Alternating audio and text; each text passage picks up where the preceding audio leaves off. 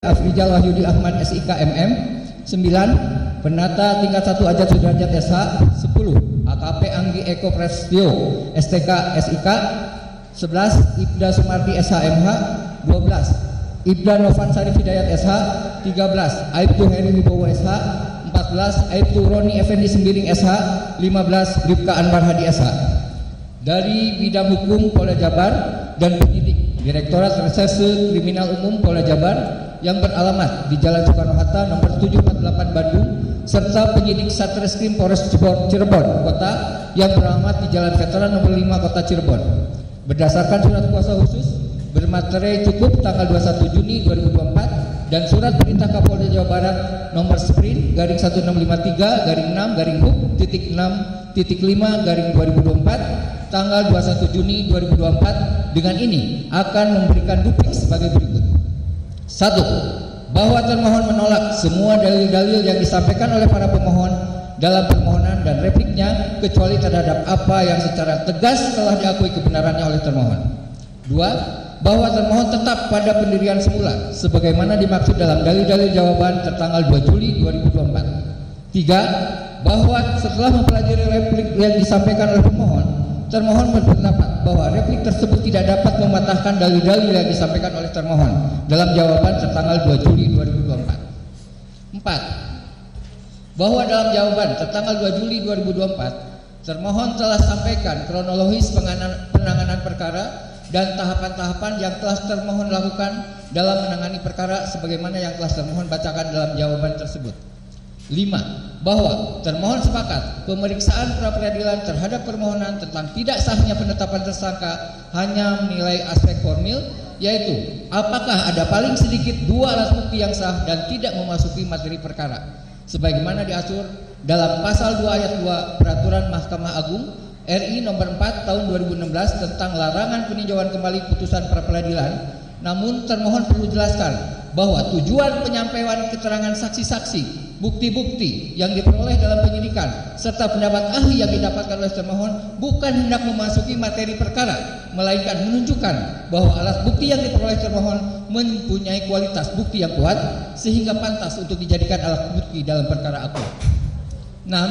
Bahwa benar termohon berdasarkan surat daftar pencarian orang atau DPR nomor DPO garing 88 garing 9 garing 2016 garing Ditreskrim tanggal 15 September 2016 telah menetapkan bahwa Peggy alias Peron masuk dalam daftar pencarian orang bersama dengan saudara Andi dan saudara Dani, yang mana hal tersebut termohon lakukan sesuai dengan apa yang dipertimbangkan oleh majelis hakim yang mengadili dan memutus perkara pidana nomor 16 garing Pitsus strip anak garing 2016 garing 6 PN Cirebon tanggal 10 Oktober 2016. Perkara pidana nomor 03 garing PID garing PID titik B garing 2017 garing PN Cirebon tanggal 26 Mei 2017 dan perkara pidana nomor 04 PID titik B garing 2017 garing PN Cibinong garing Cirebon PN Cirebon tanggal 26 Mei 2017.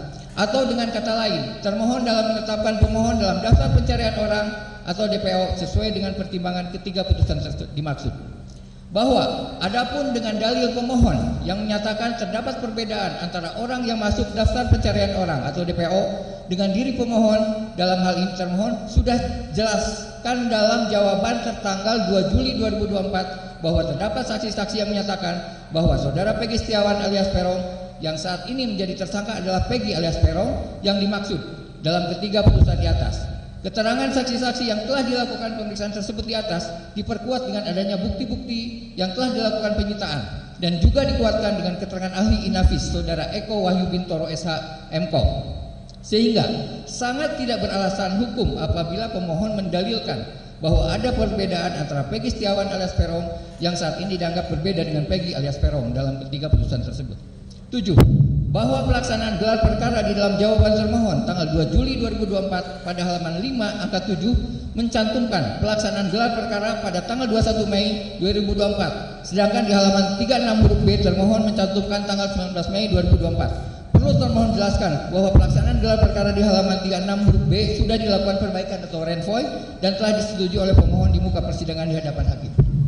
8. bahwa terkait dengan dalil pemohon yang menyatakan penetapan tersangka terhadap pemohon adalah tidak sah karena tidak didukung dengan 2 alat bukti, terhadap dalil tersebut telah kami sampaikan dalam jawaban bahwa penetapan tersangka terhadap pemohon telah berdasar pada alat bukti sebagaimana dimaksud dan ditentukan dalam pasal 184 KUHP, yaitu adanya keterangan saksi-saksi, keterangan ahli, dan bukti berupa visum et repertum dan beberapa putusan pengadilan yang telah berkekuatan hukum tetap.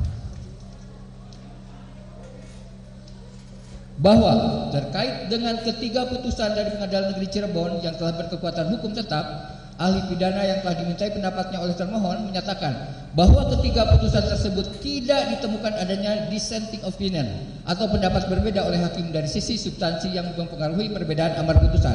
Artinya, hakim berdasarkan keyakinannya telah meyakini bahwa para terdakwa telah divonis berdasarkan kebenaran material yang sesungguhnya, sehingga ahli berpendapat jika diikat dengan satu keterangan dari saksi Sudirman bin Suratno yang disampaikan di luar persidangan yang telah diputus tersebut tidak mempengaruhi kekuatan putusan telah ingkrah atau berkekuatan hukum tetap tersebut. Saya lanjutkan dengan silakan.